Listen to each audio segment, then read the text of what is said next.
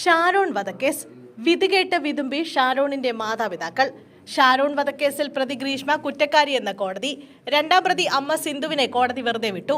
മൂന്നാം പ്രതി അമ്മാവൻ നിർമ്മലകുമാരൻ നായർ കുറ്റക്കാരനാണെന്നും കോടതി വിധിച്ചു. ശിക്ഷാവിധി നാളെ ഉണ്ടാകും. മനുഷ്യ മനസാക്ഷിയെ ഞെട്ടിച്ച കേസിൽ നെയ്യാറ്റിൻകര സെഷൻസ് കോടതിയാണ് വിധി പറഞ്ഞത്. കോടതി വിധിയിൽ തൃപ്തരെന്ന് കൊല്ലപ്പെട്ട ഷാരോണിന്റെ മാതാപിതാക്കൾ പ്രതികരിച്ചു. പരമാവധി ശിക്ഷ ഗ്രീഷ്മയ്ക്ക് കൊടുക്കണം. എന്റെ പൊന്നു ജീവനെയാണ് അവൾ കൊന്നുകളഞ്ഞതെന്ന് ഷാരോണിന്റെ മാതാവ് പ്രതികരിച്ചു. ഗ്രീഷ്മയുടെ അമ്മയും കുറ്റക്കാരി തന്നെ. എന്തിന് വെറുതെ വിട്ടു? 3 പേരെയും ശിക്ഷിക്കണമായിരുന്നു.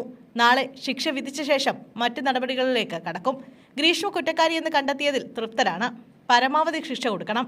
ഒരുപാട് പ്രതീക്ഷയോടെ വളർത്തിയ മകനല്ലേ എന്നായിരുന്നു ഷാരോണിന്റെ മാതാപിതാക്കളുടെ പ്രതികരണം.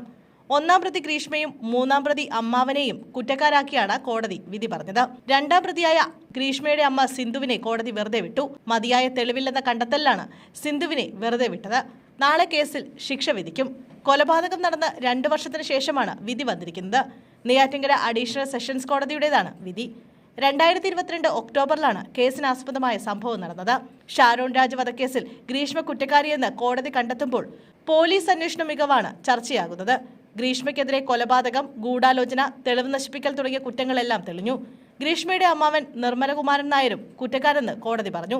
കാമുകനായ മുരിയങ്കര JP ഹൗസിൽ JP ഷാരോൺ രാജിനെ വീട്ടിലേക്ക് വിളിച്ചു വരുത്തി കഷായത്തിൽ കീടനാശിനി കലർത്തി നൽകി കൊലപ്പെടുത്തിയെന്നാണ് കേസ്. പാറശാല തേവിയോട് പൂമ്പള്ളിക്കോണം ശ്രീനിലയത്തിൽ ഗ്രീഷ്മയാണ് ഒന്നാം പ്രതി.